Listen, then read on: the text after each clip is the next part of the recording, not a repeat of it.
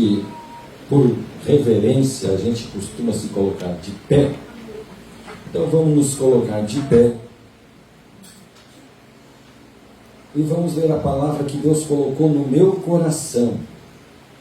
Vamos ler em Mateus capítulo de número 6. Isso, Mateus capítulo 6, versículo de número 9 até o versículo de número 13.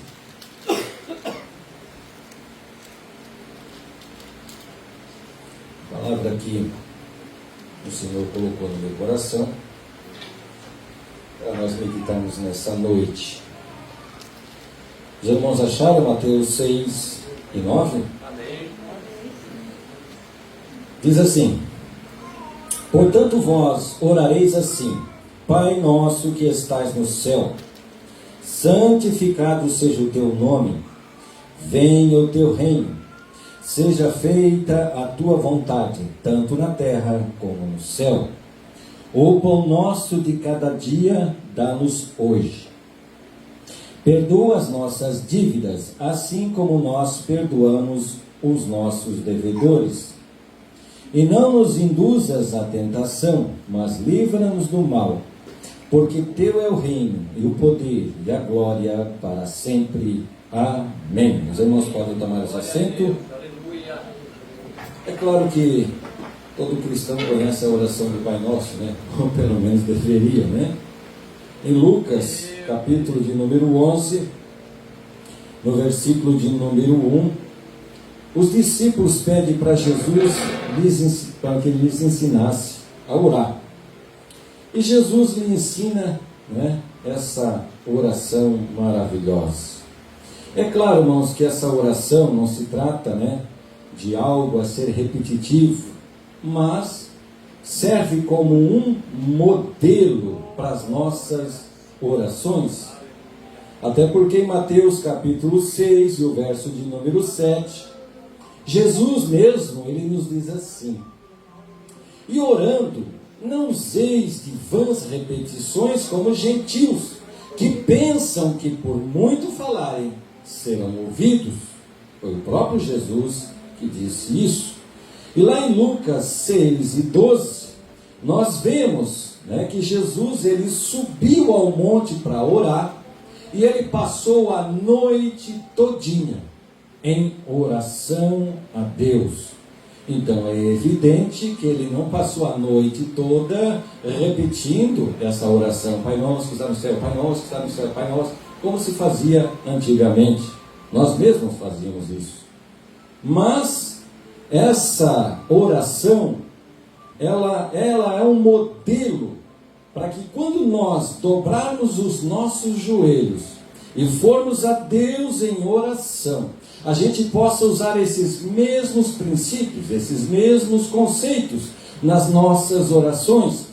Eu não sei se alguns dos irmãos não oram porque não sabem orar, ou porque quando dobra o joelho lhes falta a palavra, não sabem o que dizer. Colocam-se em joelho diante do Senhor e dizem: e agora, o que eu falo? O que eu digo? Aí em 10 minutinhos já orou tudo. Mas aqui temos esse ensinamento maravilhoso para nós. Como nós devemos nos apresentar diante de Deus em oração. Irmãos, a oração, ela faz parte da vida de cada cristão. Ela é essência, ela fez parte da vida de Jesus. A gente vê isso no ministério de Jesus. Ele com frequência, ele passava noites inteirinhas em oração. A igreja primitiva orava, os homens do passado oravam. Mas infelizmente essa geração não ora muito não. Comparado com a oração passada, nós que conhecemos, né, meu Cristo? Temos tantos irmãos de tempos mais antigos, alguns até jovens, né, mas é porque nasceram na igreja, mas se lembram muito bem como é que era a igreja de outrora. Uma igreja que era fervorosa na oração. Mas hoje, irmãos, nós teríamos todos os motivos do mundo para sermos agradecidos a Deus e passarmos mais tempo em oração, mas nós não oramos, nós não clamamos, nós não buscamos ao Senhor. Achamos que isso não é importante, que isso é religiosidade. Irmãos, cada vez que eu escuto essa palavra, me dá uma picaceira no sangue. Só pode ter nascido no inferno essa palavra. Isso é zelo. É zelo.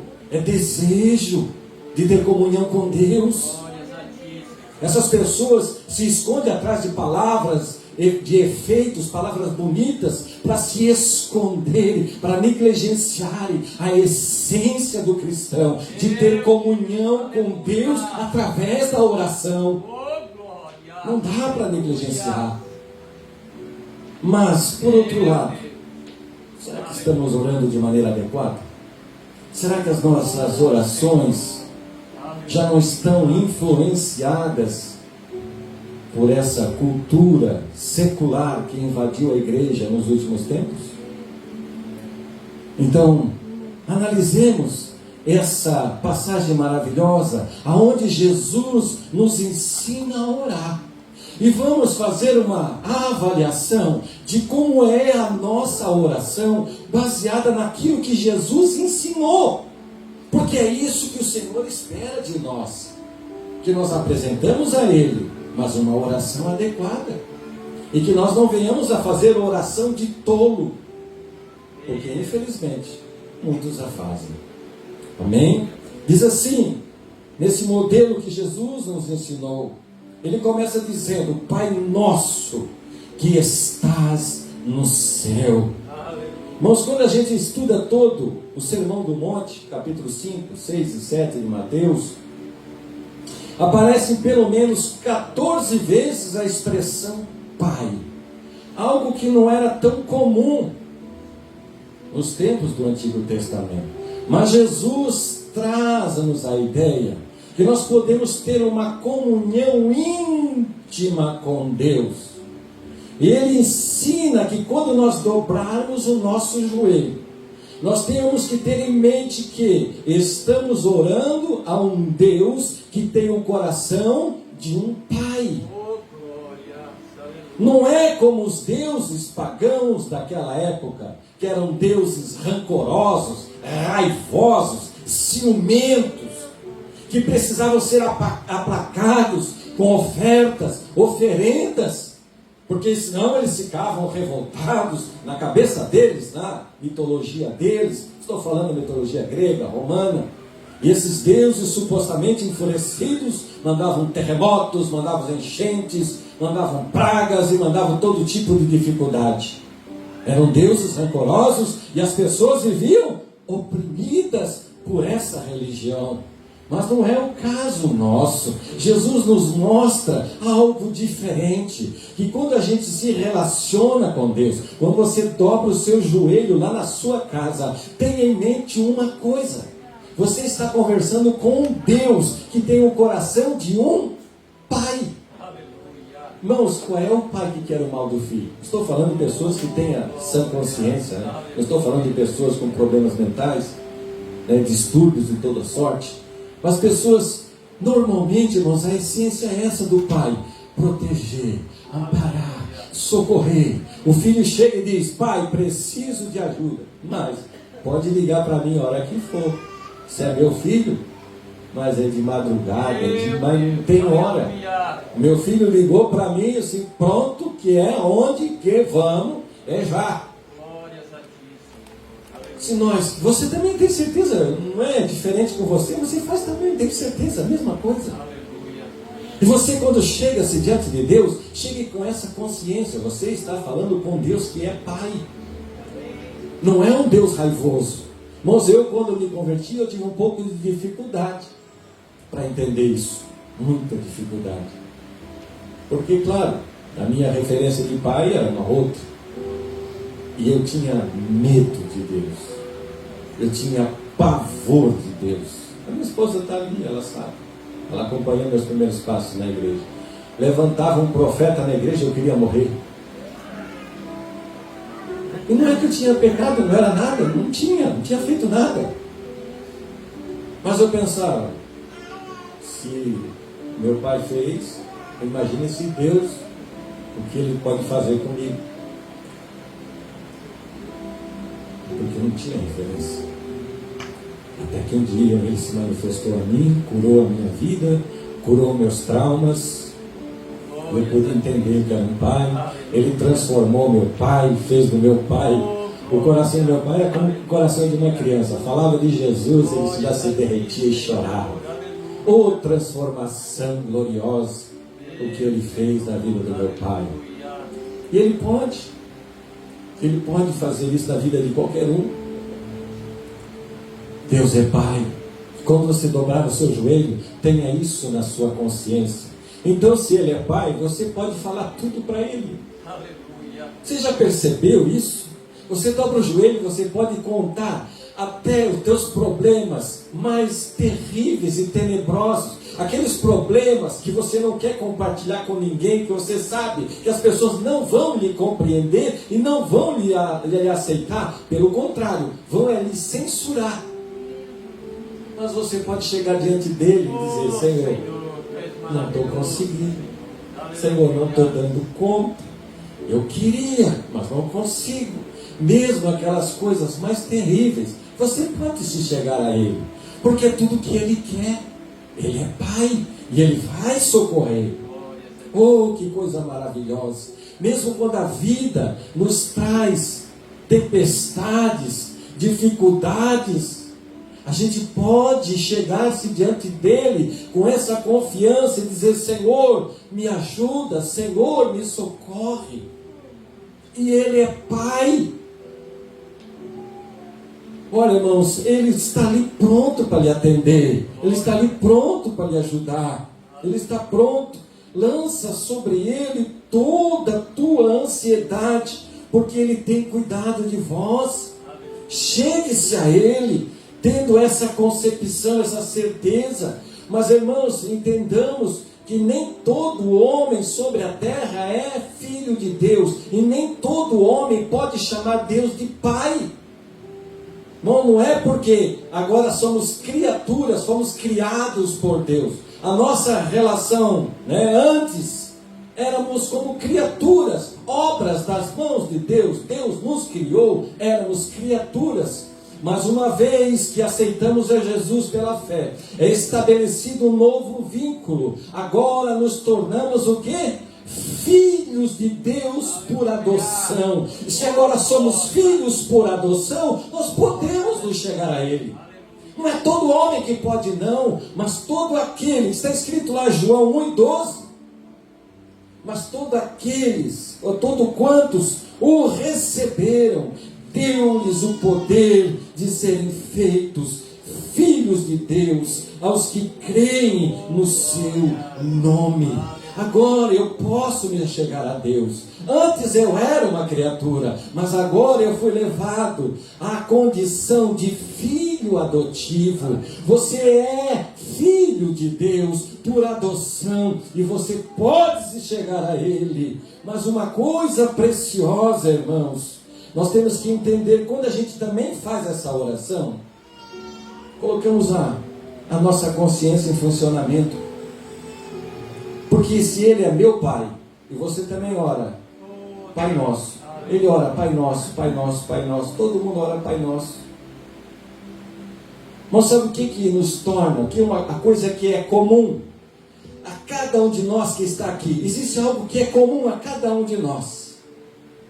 Irmão, não faz diferença se nós nasceu aqui ou nasceu a 10 mil quilômetros daqui.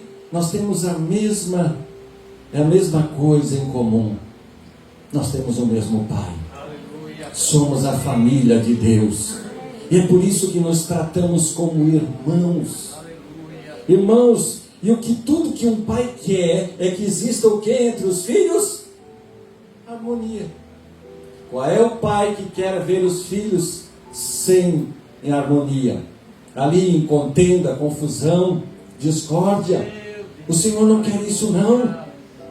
Devemos viver em harmonia. E essa harmonia deve existir. Não deve existir litígio, contenda, dificuldade. Mas até pode surgir, porque infelizmente não é certo, mas pode surgir pela nossa limitação e a nossa fraqueza humana. Poderão surgir sim. Mas quando isso surgir na oração do Pai Nosso, e a gente faz essa oração, Pai Nosso, devemos ter consciência de que aquele a quem eu afrontei também é filho de Deus. Ele também é meu irmão. E eu preciso acertar as contas. Precisamos ter essa consciência, precisamos ter essa certeza que nós fazemos parte de uma mesma família. E nós temos agora um Pai, que nós somos escolhidos por Ele para que pudéssemos ser adotados e sermos feitos filhos dEle. E agora ter a certeza que Ele está ali pronto a lhe ajudar. Não importa o problema, não importa a dificuldade, não importa a hora, você dobra o joelho e a sua oração sobe como uma flecha até a eternidade. Sabe o que é maravilhoso que me vem à mente agora? Daniel, ele dobrou o joelho, né? No primeiro dia, ele dobra o joelho e ora. A oração passa. O céu está cerrado de demônios. A oração passa por meio daqueles demônios que eles não conseguem nem ver. Meu Deus, aleluia. Os demônios tentaram segurar, não seguram. Passou direto por aquela atmosfera carregada de demônio. Aí Deus diz, anjo, vai lá, entrega a mensagem, entrega o recado. Aí o anjo vem. Aí o anjo não consegue passar. E ele fica lutando por 21 dias. Não consegue. Contra o príncipe da Pérsia. É demônios, né? E aí ele volta, pega Miguel. Aí Miguel vem com a espada, abre caminho, aí ele passa. Irmãos, os demônios podem até impedir os anjos, mas a tua oração não pode.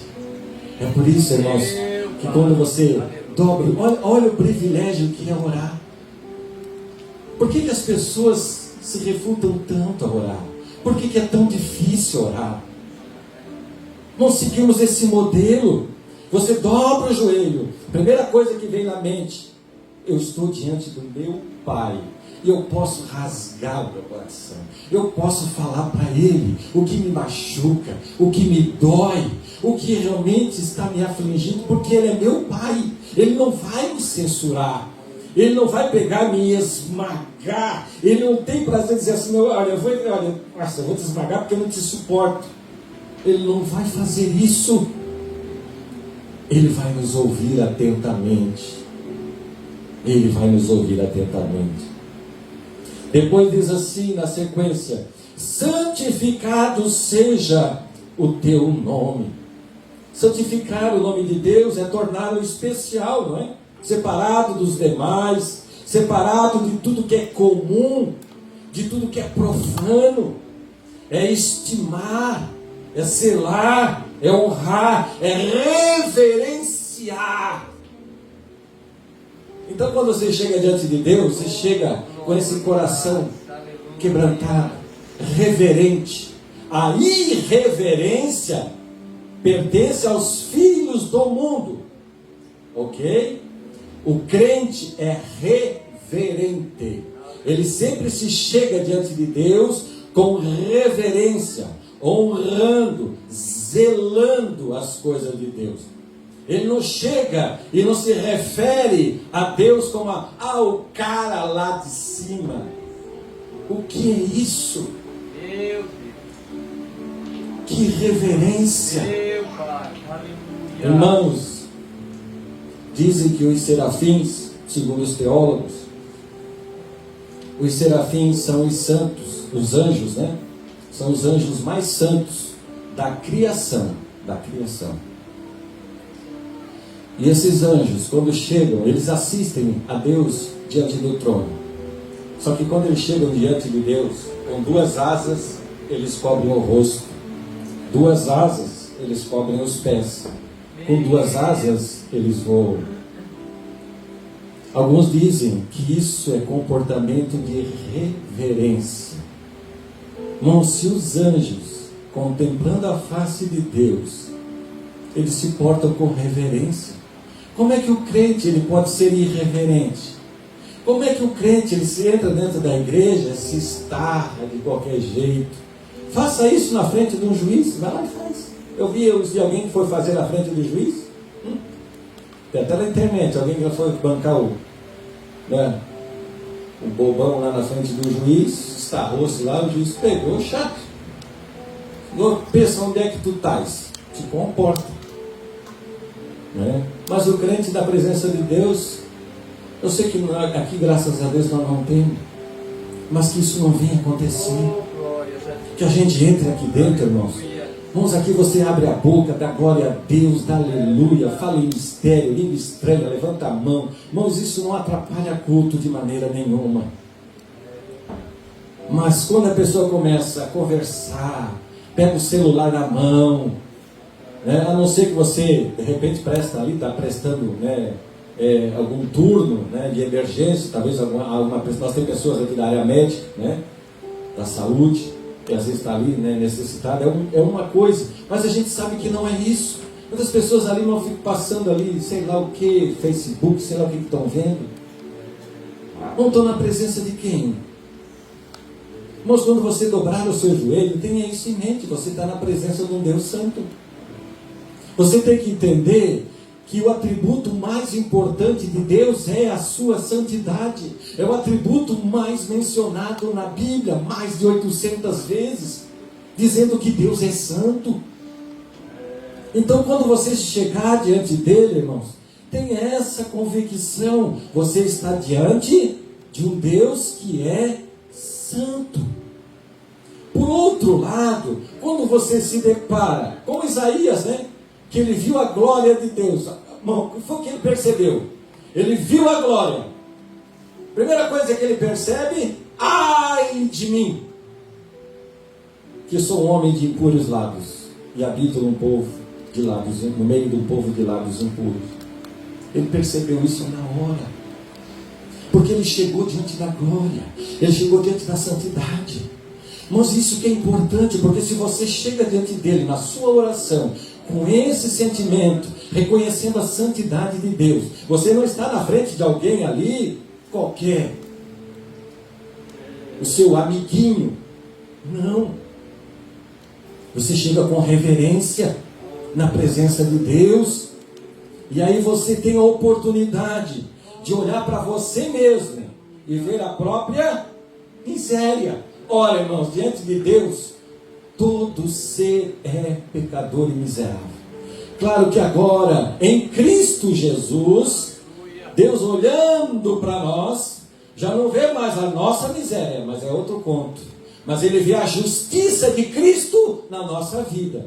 Mas é porque mérito do Senhor, a honra, a glória, o louvor sejam dados a Ele, porque eu nada fiz por isso, nem você fez nada, mas é o Senhor que fez isso na minha e na sua vida. A justiça de Cristo. Deus olha para mim e Ele não vê falha, Ele vê a perfeição de Cristo na minha e na sua vida.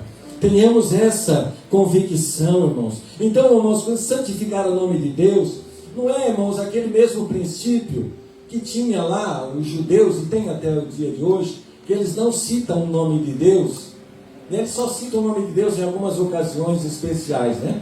Eles não citam o nome de Deus, né? Porque eles acham que tem que honrar a Deus não falando o nome dele em vão ou coisa parecida, mas é muito mais do que isso. É mais do que isso. É honrar a Deus pelo nosso testemunho, pelas nossas obras, pelas nossas atitudes. As pessoas precisam olhar para mim e para você, e olhar e ver Cristo em nós, e o nome do Senhor será glorificado. Olha a reclamação de Paulo, está lá em Romanos 2:24. Romanos 2:24. Ele diz assim: porque como está escrito, o nome de Deus é blasfemado entre os gentios por causa de vós. Isso é sério. Por que a gente vê tanta gente se revoltada contra a igreja, se revoltando contra o cristianismo? Vocês sabem por quê? Muitas vezes é o próprio demônio que está no coração das pessoas, mas outras vezes, irmão, sejamos honestos, é os próprios crentes que não dão bom testemunho. E aí o nome do Senhor não é glorificado, o nome do Senhor não é santificado. Lembre-se disso quando você dobrar o seu joelho novamente em oração. As suas obras, as suas atitudes glorificam a Deus, ou o nome do Senhor é blasfemado por causa de vós?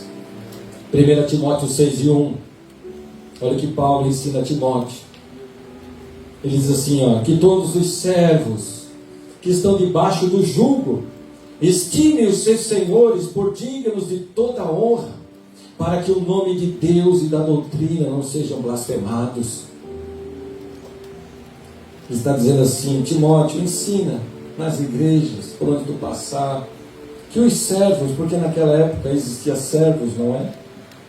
E esses servos deviam honrar os seus senhores, para que os seus senhores olhassem para eles, mas esse homem é diferente, essa mulher é diferente. Por quê?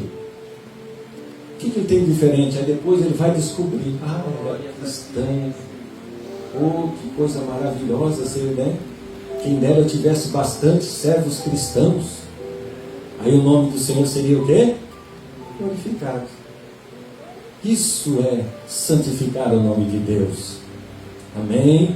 Não se trata de nós só não falar o nome de Deus, como alguns judeus fazem. Vai além disso, muito mais que isso. E ele na sequência continua dizendo: venha o teu reino. Oh, maravilha. Vamos aqui, o Senhor me mostrou uma coisa maravilhosa. Meu Pai, aleluia. A gente ora e nem percebe, né? A gente diz assim, ó, venha o teu reino. Só que o Senhor não ensinou assim. Todo mundo quer ir para o céu, não é? Todos estão aqui? Querem ir para o céu. Mas na nossa oração nós não dizemos, Senhor, me leva até o céu. Eu quero ir para o céu. Geralmente não é isso. A oração que Jesus está ensinando aqui é o seguinte: venha. Não é, eu quero ir.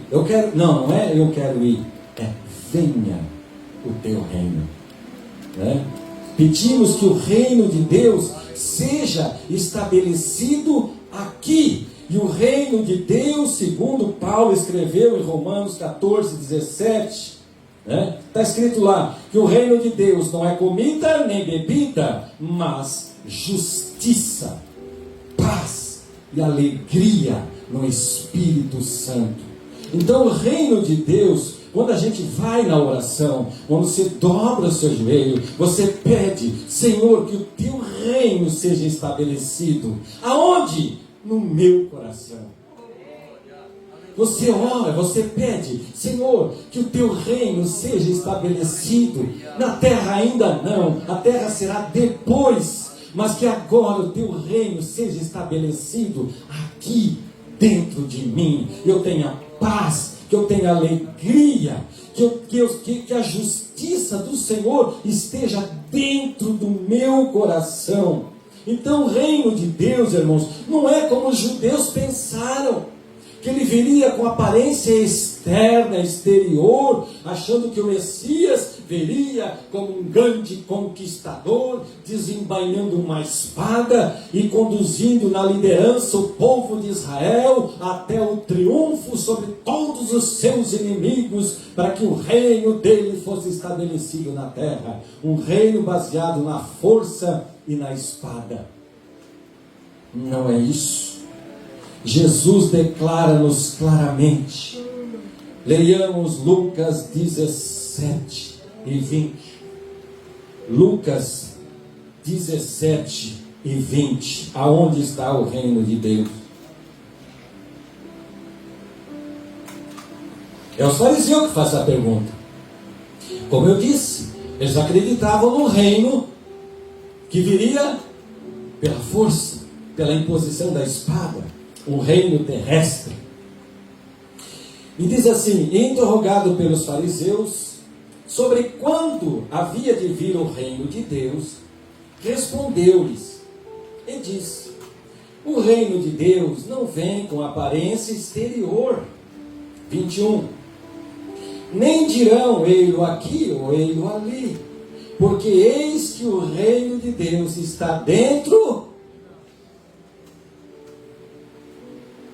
Irmãos, é isso que nós chamamos de novo nascimento.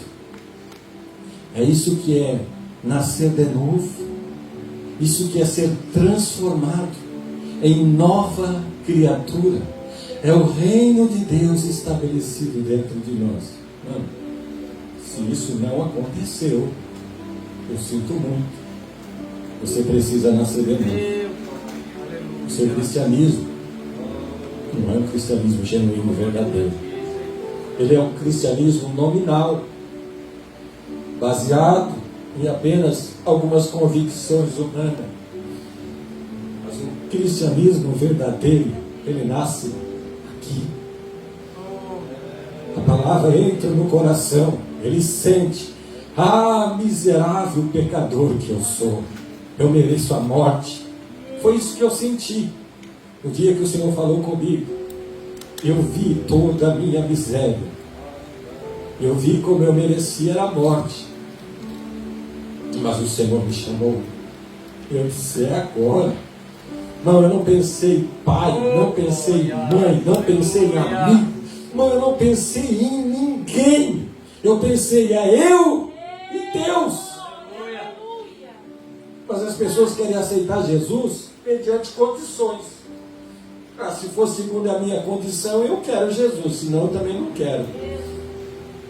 Eu lamento dizer, não funciona assim. O cristianismo verdadeiro, irmãos, é uma transformação.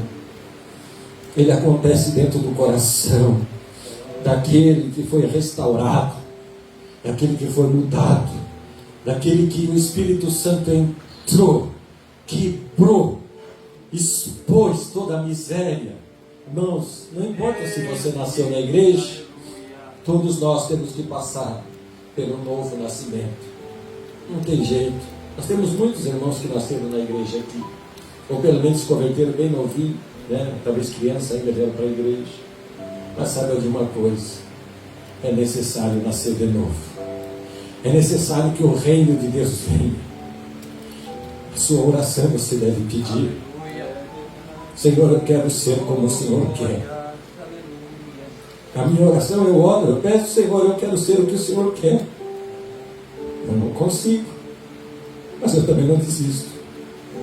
A Bíblia diz: cairá 7 vezes o justo e não ficará prostrado, porque o Senhor o levantará.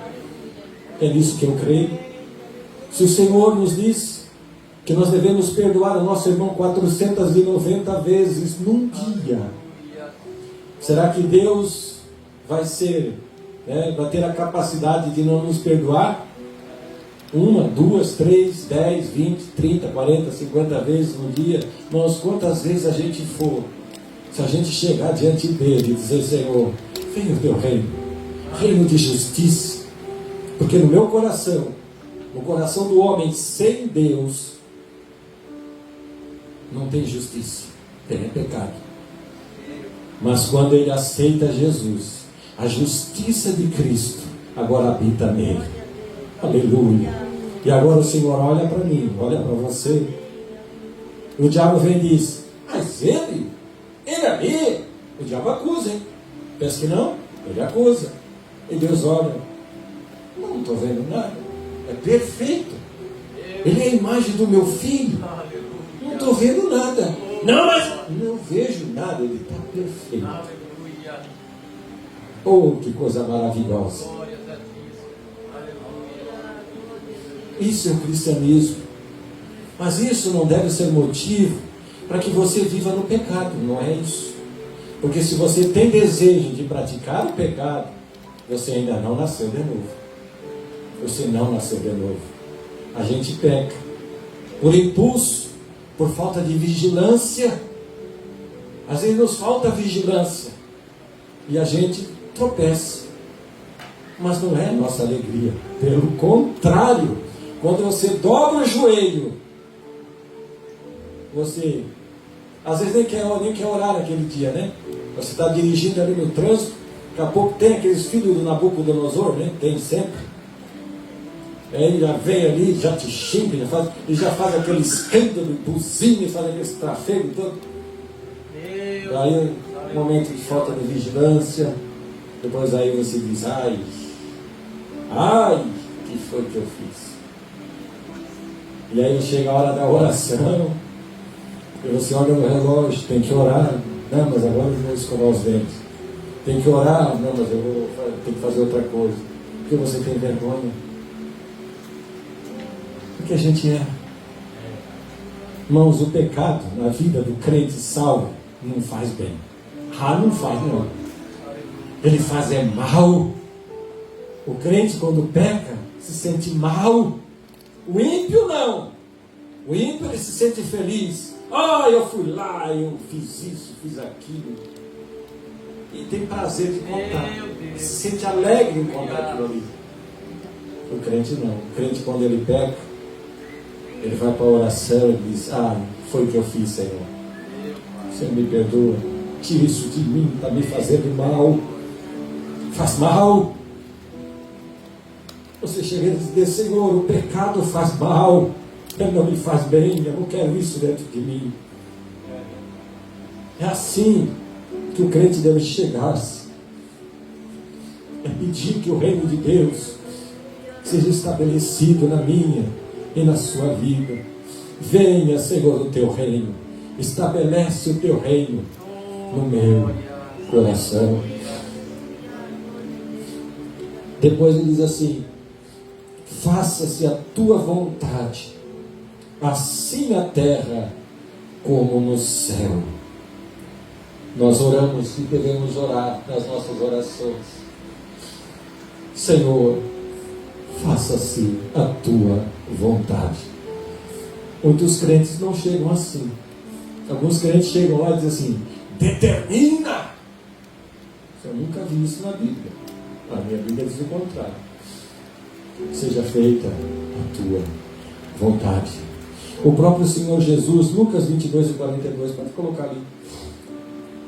Jesus estava no Getsêmani, e como homem ele estava orando e dizendo: Pai, se queres, passa de mim esse cálice. Todavia, não se faça a minha vontade, mas a tua. Aleluia. Irmãos, ele sim poderia. Eu determino o extermínio do Império Romano. Não, morria tudo. Não ficava um. Eu determino que é o fim do sofrimento. Podia, poder, ele podia. Ele tinha poder para isso. Mas não era plano nem projeto de Deus. Então, irmãos, tomemos cuidado. Na nossa oração, nos submetemos sempre à soberania, à vontade de Deus. Nos submetemos aos ensinos, aos conselhos de Deus. Às vezes a palavra de Deus, ela me confronta. Porque, mas eu gostaria que fosse de outro jeito. Mas eu olho para a Bíblia, não, mas a Bíblia diz que é assim.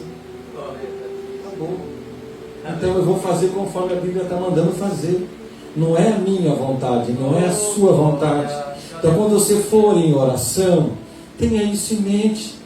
Senhor, Jesus chegou a pedir aqui, se for possível, passa de mim. Mas todavia, não faça a minha vontade, faça a tua. Se for possível, passa, se não, faz a tua vontade. Você viu bem claramente como é que é a nossa oração? Senhor, eu quero isso para mim. Eu desejo isso para mim. Mas, Senhor, todavia, seja feita a tua vontade. É se submeter, irmãos, à vontade, à soberania de Deus. E dizer assim: Senhor, não é o que eu quero, é o que o Senhor quer para mim. Porque eu sei que o que o Senhor quer para mim é mais excelente. É claro que quando a gente ora assim, e a gente coloca e se submete à vontade de Deus, a gente vai perder toda a nossa autonomia. Vamos perder a autonomia. Porém, por outro lado, nós vamos ganhar, irmãos, um especialista, o especialista dos especialistas, aquele que sabe tudo, aquele que conhece tudo. Ele vai começar a guiar a minha e a sua vida. Eu sei que muitas vezes os caminhos dele vão nos levar por caminhos que nós não gostaríamos. Mas tenha certeza e a consciência de uma coisa: se Deus te levou por aquele caminho, tenha certeza que Ele está contigo do teu lado, para caminhar sempre, em cada momento da sua jornada, porque é Ele que está conduzindo. Lembremos, Ele é nosso Pai, como o pai que segura o filho pela mão e conduz o filho nos submetamos à vontade de Deus, não a nossa, Senhor. Ah, Senhor, eu gostaria disso. Amém. Você pode pedir. Não tem problema você pedir.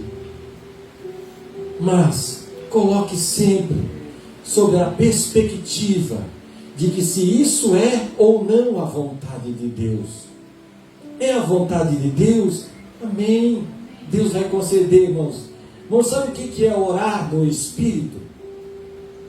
Os apóstolos oravam no Espírito. Os apóstolos não faziam oração forte, não. Porque não tinha oração forte nem fraca. Eles oravam no Espírito. E sabe o que é orar no Espírito? Já é orar com uma ligação íntima com Deus, em que você já está pedindo aquilo que Deus já quer dar.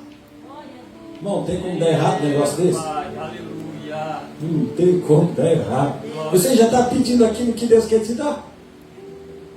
Não, 100% de segurança que a gente vai receber. Por isso oramos no Espírito.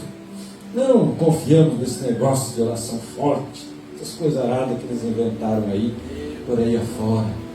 Temos a convicção, irmãos, que quando a gente abre mão da nossa soberania, o Senhor vai lutar as nossas lutas, o Senhor vai interferir. Quando o diabo aparecer com a sua cilada, irmãos, Deus vai interferir, Deus vai cuidar. Mas nós não queremos. Nós queremos que a nossa vontade prevaleça. E isso é uma característica ruim de todo ser humano.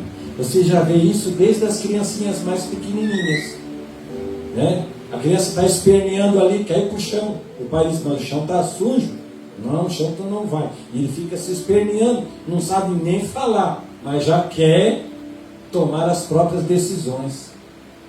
E não leva em conta a decisão do pai. Infelizmente a gente age do mesmo jeito. E aí depois a gente quebra a cara, a gente passa por lutas e aflições, porque muitas das lutas e aflições são nós mesmos que causamos com as nossas mãos.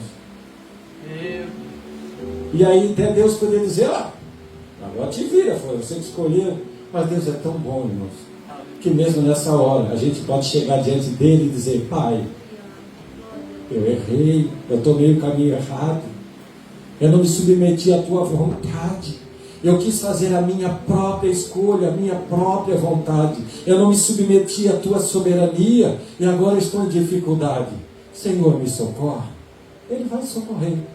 É claro que o que o homem planta, ele colhe, né? Não dá para fugir da semeadura, mas de alguma maneira sempre o Senhor nos dá um escape para que a gente possa superar. A gente vai continuar essa palavra outro dia, como eu falei. Eu pretendi acabar às 9 horas e vamos acabar às 9 horas. A gente continua em outro dia. Se você quer aprender mais e fazer uma análise, como é que é a sua oração, venha nos próximos cultos que a gente vai estar completando essa mensagem. Amém? Nós nos colocamos de pé nesse momento.